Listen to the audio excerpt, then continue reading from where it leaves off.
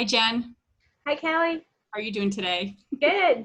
It's episode 2 of our podcast series. Yes. Woo-hoo! Excited. In the middle of a pandemic and a crazy election. That's right. So why shouldn't we talk about it? Sleep. Exactly. Or lack of. Lack of. Let's talk about sleep. All right. So sleep.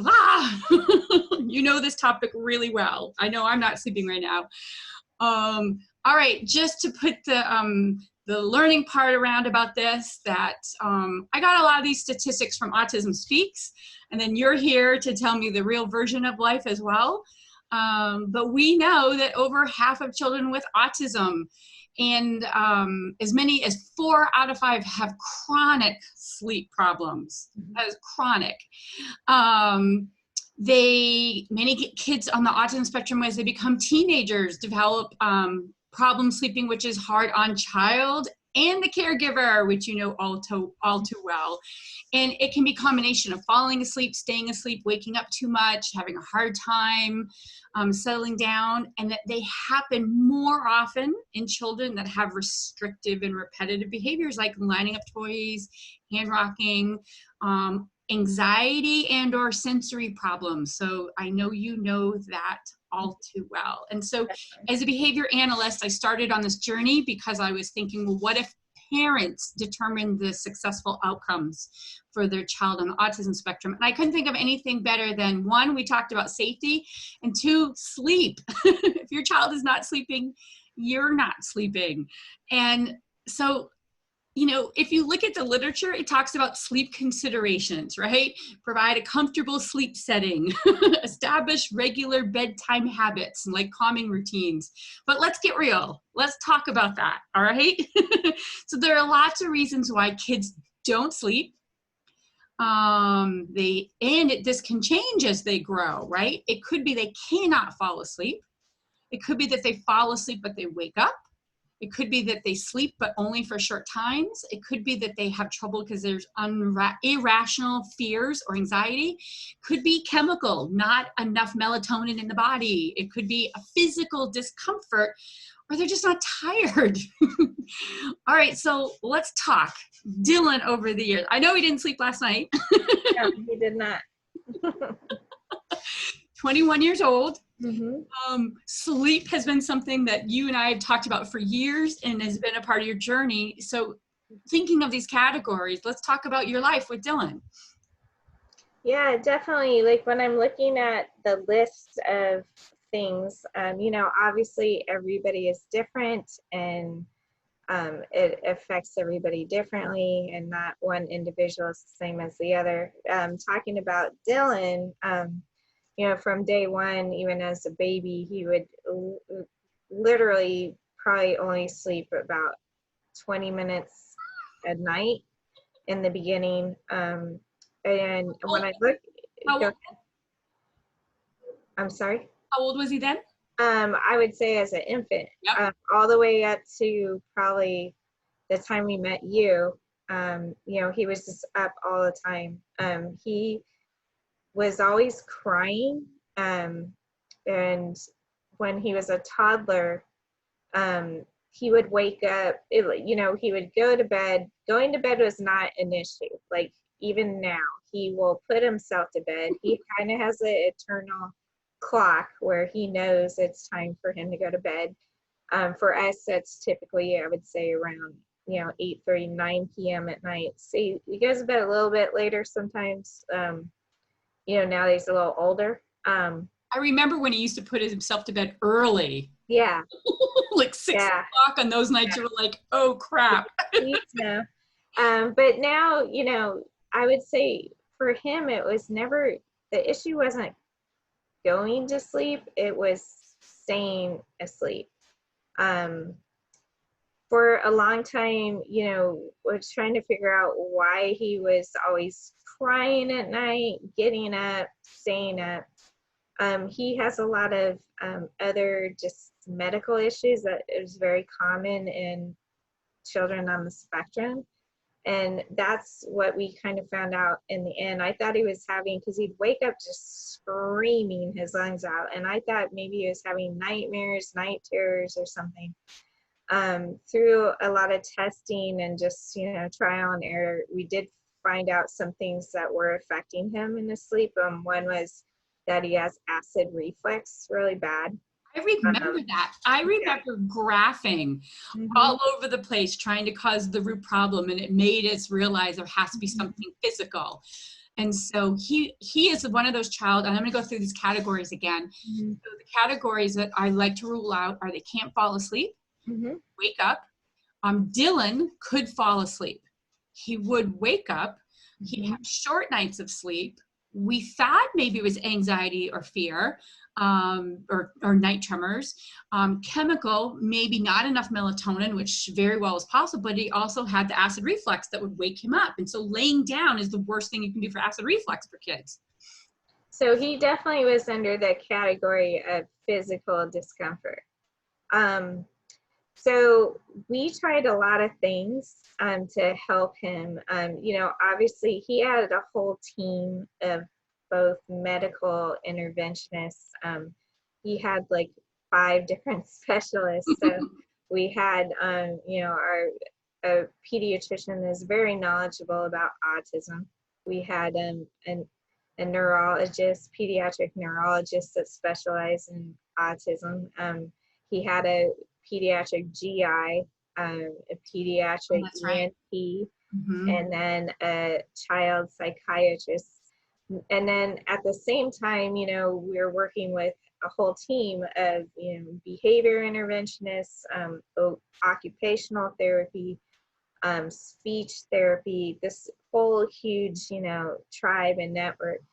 And what was really good about it is that we made sure that the whole team, including the schools, were working together to try to find out what was happening and how we could deal with the situation. And, a lot was trial and error. Yep. Yes.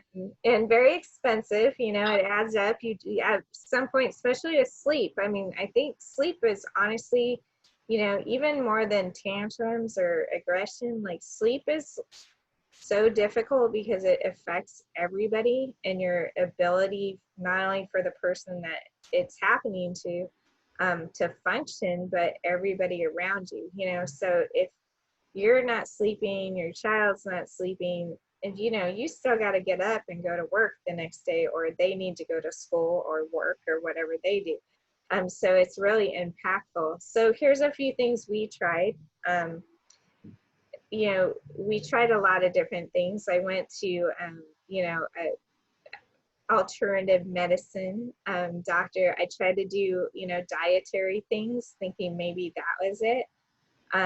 So, we tried different diets. We tried eliminating things. We tried supplements, and some of it worked. And what I would say, what works for Dylan is a combination of things, a combination of, dietary things, supplements, but also just a lot of physical things within the room. We did things like we bought him a big bed. I remember. Yeah, so he went from a twin bed to a queen size bed. Yep.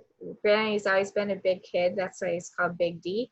But something about having that larger environment definitely helped him. He in occupational therapy, he's a total sensory kid. So we did things at night, like we did the brushing techniques, and that really seemed to calm him. Things that worked were taking a hot bath at night, maybe with some, essential oils, things like that. Some people use Epsom salts. And then we had a sound machine that was really effective in a positive way. His favorite was the ocean waves, but there's all different things that people use. Also, Dylan really likes deep pressure, so we try to work on almost like a little bit of a massage at night, but also a heavy blanket.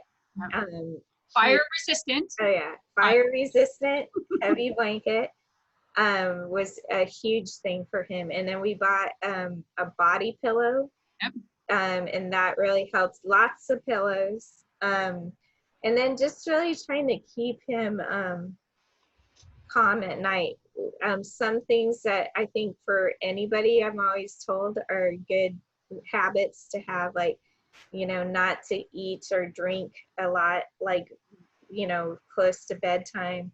Um, a lot of our kids have trouble making it through the night with having to go to the bathroom. So obviously not trying to load up on liquids right before you go to bed, but also making sure that trying to get them to go to the bathroom before they go to bed. So because that was totally typical, Dylan. If he had to get up to go to the bathroom at night, no matter what time it was, if he got up once, that was it. He was up the rest of the night. Yeah. So those type of things, and then, trying not to have the TV on too late, right before bed. He actually did like to listen to music when he was going to bed, classical music, something calming. So from a behavioral perspective, this is a decision tree. And it's so fun to hear your story, because now if you look up how to help sleep disorders and children with autism, everything you described is there, but we didn't know this back then, right? He's turning 21. And so the decision tree to go through for as practitioners working with families is that we need to, number one, consider structure and routine, like you said, right? Eliminating competing stimuli. Fear words, like you said, a lot of our children have overloaded sensory processing systems, and if we can diminish that sensory input and provide the appropriate sensory input, like your big bed and your body pillow and your sound machine, those kinds of things help. And then the fact that you could rule out the physical component of it with the acid reflux and the supplements and essential oils. And so as practitioners, we need to do a better job of going through those decision trees with parents and working through it and very carefully sorting out what will help or not help. Because if you just throw everything in at once, you don't know what worked, right? I think that's definitely a good lesson, because I think in general with a lot of things, in the beginning with Dylan, or anybody that I know, like you, not to say you're trying to find a quick fix, you're just trying to figure out what works. And I learned really early on that you can't throw everything in the kitchen sink at once, like, or you're never going to know what the actual problem is. So, really trying to break it down one thing at a time. It's almost like when someone has allergies, like you can't just like eliminate everything and then know what's really triggering it. Like you need to do it slowly. You need to, you have to become an expert at things. You have to do your research. You have to trial and error. And that's the kind of stuff that I think works. I mean, thinking back, this even when he was a baby, of things that worked for him with sleep and just being comfortable. There's two scenarios I can think of. One was to actually get him to sleep a little bit when he was a baby. They used to have, they probably still do, have like stuffed animals that were like, it was like a teddy bear, but it had the heartbeat sound. Yep. And that, having that in there with him and that sound actually helped him go to sleep. And I didn't realize it for a long time. Like I thought about it later. And then that's when it evolved into, when he got a little older, like the sound machines with the waves and things like that. Yeah. Another scenario of just both, I think, sensory and comfort in general was your positioning. He used to go completely crazy and scream the entire time when he was in the car seat, in the back of the car, when he was young, an infant, and it was face backwards. The day that he got big enough, which, he's a big dude, so luckily it wasn't too long, that you could turn the car seat around, he never did it again. And it was just like, it's just so amazing. It's, you know, and I just think our kids are so hypersensitive to so many things happening to their body and their sensory system, that I think that's a huge component that affects everything, and especially sleep. Yeah. And you know, it's so funny because you and I just spoke yesterday and we are like, Dylan is crushing it. You know, there's a pandemic and fires and his school keeps starting and stopping. And then last night, what'd you say? He was like, roar. Yeah. So he was up all night. Yeah. You know, luckily he's calmed down a lot, where before he would want me to be up. I could hear him last night. He actually never tried to get me up or bother me. We we talked on the first episode, we kind of have a, kind of like a hit list of things that he can do when he's up and that I feel comfortable with. I mean, I won't lie, I was definitely up still. Like, you know, I kept waking up and, you know, I listened at the door and, you know, just make sure everything was okay. But, you know, he seems to do okay with it. The thing that I find super interesting is that he kind of just goes on this, like, where he's just so energized that he seems to be even okay, like not sleeping all night and then still being able to go to, like right now, his transition to adulthood program and functioning. Whereas like, I think all of us typically, like, you know I was hurt and I got an extra, you know, shot of espresso in my coffee today. Yeah. Um, And we know so it's just interesting of, you know, how, you know, they go in waves with this. I think it's going to sound silly, but sometimes it's harder when they start sleeping, like, and then once in a while they get up. And when you're used to it happening every single day, it's more like you're conditioned to it. And, you know, maybe it's a thing of you feel like, hey, I got this down, and then it starts up again. But everything's a cycle, and I know we'll get through it. You know, there, like we said, there's a lot of changes, like especially this last week, and including like daylight savings time, that always throws them off. always. And, you know, no trick-or-treating on Halloween. There's a whole trifecta of things. But you know, again, like compared to what it used to be, it's like night and day as far as his sleeping habits. Well, I think that's like great to let families know that are new to this, that it feels like the most impossible thing, but it does get better. Use your team to go through a decision tree, do it slowly. Our kids are going to feel the same stress we're feeling, but it gets better, and it's going to be better. I think one other thing I would say that I noticed, at least for Dylan, was with everything in life, that you know, it really helps to have a structure and routine and schedule. Yep. You know, he's way more open to it now, but you know, any change in that was really throw him off. Yeah. And this, what they're comfortable with. One thing that was always a challenge too is that he wants to sleep in his own bed.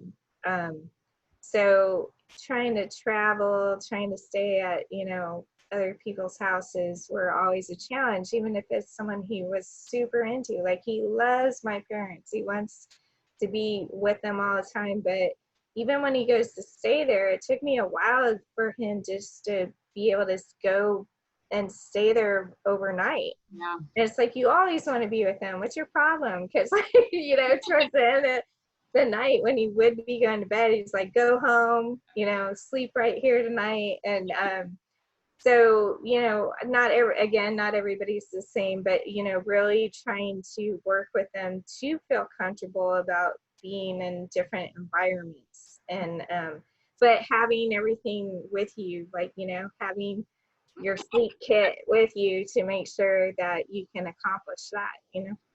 So speaking of sleep kit, I always like to refer families and practitioners to the Autism Speaks website, because there is several sleep toolkits. There's research that describes exactly what you just lived. There's also safety information on there if your child tries to leave their bedroom or leave the house. So Jen, thank you as always for joining us, and we'll see you all next week. All Bye. right. Thanks, Kelly. Bye.